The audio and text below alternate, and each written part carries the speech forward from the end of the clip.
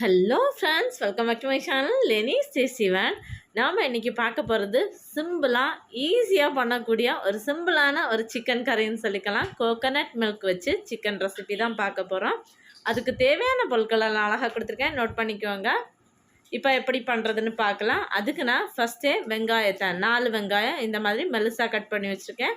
ஒரு பச்சை மிளகாய் நறுக்கி வச்சுருக்கேன். அப்புறமா ஒரு தக்காளியையும் குட்டி குட்டியாக நறுக்கி வச்சுருக்கேன். இப்போது பண்ண ஆரம்பிக்கலாம்.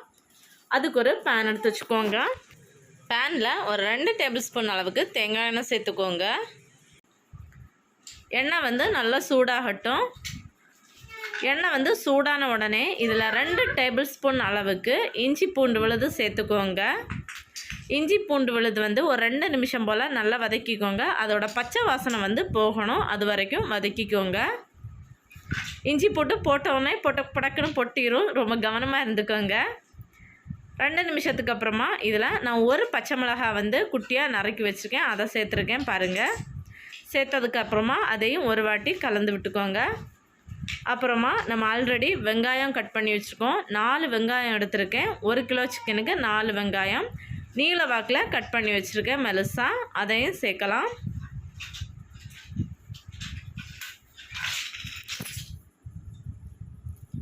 சேர்த்தாச்சு. இப்போது நல்லா வதக்கிக்கோங்க. வெங்காயம் சீக்கிரமாக பொன்னிறமாக கிடைக்கணும்னா அதுக்கு உப்பு சேர்த்து வதக்கினா சீக்கிரமாக பொன்னிறம் ஆகிரும். அதுக்காக நான் தேவையான அளவு உப்பு சேர்த்துருக்கேன். இப்போ நல்லா வதக்கிக்கோங்க. இந்த வெங்காயம் நல்ல ஒரு கோல்டன் ப்ரௌன் ஆகணும், அது வரைக்கும் நல்லா வதக்கி எடுத்துக்கோங்க. இப்போ பாருங்கள், நம்மளோட வெங்காயம் நல்லா கோல்டன் ப்ரௌன் ஆயிடுச்சு. இப்போ இதுக்கு தேவையான மசாலா பொருட்கள் சேர்க்கலாம். 1/4 டீஸ்பூன் அளவுக்கு மஞ்சள் தூள், 1/2 டேபிள் ஸ்பூன் அளவுக்கு கொத்தமல்லி தூள், 3/4 டேபிள் ஸ்பூன் மிளகாய்த்தூள்,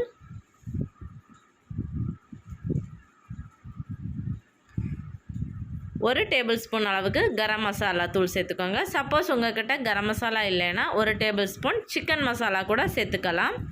இதை ஒரு நிமிஷம் போல் வதக்கிக்கோங்க. மசாலாவோட பச்சை வாசனை போகட்டும். ஒரு நிமிஷத்துக்கு அப்புறமா நம்ம இதில் நறுக்கி வச்சுருக்க ஒரு தக்காளியை சேர்க்கலாம். சேர்த்து நல்லா வதக்கிக்கோங்க. தக்காளி கொஞ்சமாக மசிஞ்சு வரணும். பாருங்கள், இப்போ நம்மளோட தக்காளி லைட்டாக மசிஞ்சு வந்திருக்கு. இந்த அளவுக்கு மசிஞ்சதுக்கப்புறமா ஆல்ரெடி நம்ம க்ளீன் பண்ணி எடுத்து வச்சுருந்தா 1 கிலோ சிக்கன், நான் இன்றைக்கி 1 கிலோ சிக்கன் தான் எடுத்துருக்கேன், நல்லா க்ளீன் பண்ணி சேர்த்துருக்கேன். இப்போது சேர்த்தாச்சு. இதையும் நல்லா கலந்துட வேண்டியதான். ஹை ஃப்ளேமில் போட்டு நல்லா கலந்துக்கோங்க. ஒரு 5 நிமிஷம் போல் நல்லா கலந்து விட்டுக்கோங்க.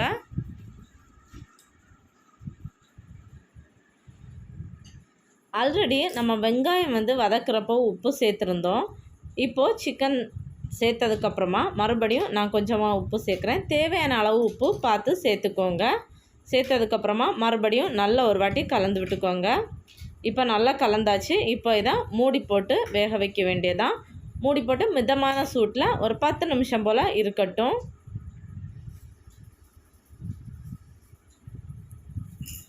இப்போ 10 நிமிஷத்துக்கு அப்புறமா நான் ஓப்பன் பண்ணுறேன் பாருங்கள். சிக்கன்லேருந்து அந்தளவுக்கு தண்ணி வெளியேறி இருக்குது. நான் ஒரு சொட்டு தண்ணியுமே சேர்க்கலை. இப்போ நல்லா கலந்து விட்டுக்கோங்க ஒரு வாட்டி. இப்போ இதில் நம்ம தண்ணி சேர்க்க போகிறதில்ல, தேங்காய் பால் தான் சேர்க்க போகிறோம். 1 கப், அதாவது ஃபஸ்ட்டு தேங்காயை துருவினதுக்கப்புறமா 1 கப் அளவுக்கு தண்ணி சேர்த்து பால் எடுத்து வச்சுக்கோங்க. அப்புறமா 2வது பால், நான் 2வது பாலில் தான் இப்போ 1 கப் சேர்த்துருக்கேன். சேர்த்து அந்த தேங்காய் பால் இந்த அளவுக்கு கொதிக்க ஆரம்பித்ததுக்கப்புறமா நம்ம மறுபடியும் மூடி போட்டு மூட போகிறோம். மூடி வச்சுக்கோங்க. மறுபடியும் ஒரு 10 நிமிஷம் போல் மிதமான சூட்டில் இருந்து சிக்கனெல்லாம் நல்லா வேகட்டும். இப்போது 10 நிமிஷத்துக்கு அப்புறமா நான் ஓப்பன் பண்ணியிருக்கேன் பாருங்கள். நம்ம சேர்த்த தேங்காய் பாலெல்லாம் நல்லா வற்றி நம்மளோட சிக்கன் ரொம்ப சூப்பராகவே வெந்து கிடச்சிருக்கு. இந்த அளவுக்கு வேகணும் சிக்கன்.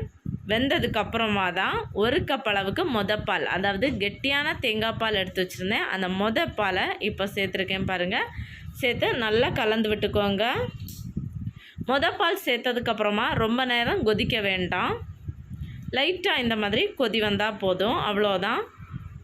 இப்போ இதில் 2 கொத்து அளவுக்கு கருவேப்பிலை சேர்த்துருக்கேன். ஒரு வாட்டி நல்லா கலந்து விட்டுக்கோங்க. அப்புறமா இதில் கடைசியாக அரை டீஸ்பூன் அளவுக்கு நல்ல மிளகுத்தூள் சேர்த்துக்கோங்க. கடைசியாக நல்ல மிளகுத்தூள் சேர்த்தா தான் அதோட ஃப்ளேவர் வந்து ரொம்ப சூப்பராக இருக்கும். ஒரு வாட்டி நல்லா கலந்து விட்டுக்கோங்க. இவ்வளோ தான் நம்மளோட சிக்கன் வந்து சிம்பிளான சிக்கன் கிரேவி சூப்பராக ரெடி ஆகியாச்சுங்க. இப்போ ஃப்ளேம் ஆஃப் பண்ணிக்கோங்க. ஆஃப் பண்ணிவிட்டு மூடி போட்டு மூடி வச்சுக்கோங்க. அடுத்ததான் நம்ம தாளிக்க போகிறோம். தாளிக்கிறதுக்கு ஃபஸ்ட் ஒரு கடாய் எடுத்து வச்சுருக்கேன். கடாயில் 1 டேபிள் ஸ்பூன் அளவுக்கு தேங்காய் எண்ணெய் சேர்த்துருக்கேன். அப்புறமா கடுகு, எண்ணெய் சூடானதும் கடுகு, அதில் 1 டீஸ்பூன் அளவுக்கு கடுகு வந்து முழுசாக உடஞ்சி வரணும். உடஞ்சி வந்ததுக்கப்புறமா தான் அடுத்த பொருட்கள் நம்ம சேர்க்கணும் வரிசையாக. இப்போது நம்மளோட கடுகும் முழுசாக உடஞ்சி வந்தாச்சு. ஒரு காஞ்ச மிளகாயை இந்த மாதிரி பிச்சு சேர்த்துருக்கேன். அப்புறமா ஒரு கொத்தளவுக்கு கருவேப்பிலை. இப்போது நல்லா கலந்து விட்டுக்கோங்க. அவ்வளோதான், நம்மளோட தாளிப்பும் வாசனையாக தயாராகியாச்சு. பாருங்கள், அப்படியே நம்மளோட சிக்கன் கிரேவி இருக்குல்ல, அதோட மூடியை திறந்து விட்டுற வேண்டியதான் தாளிப்பேன்.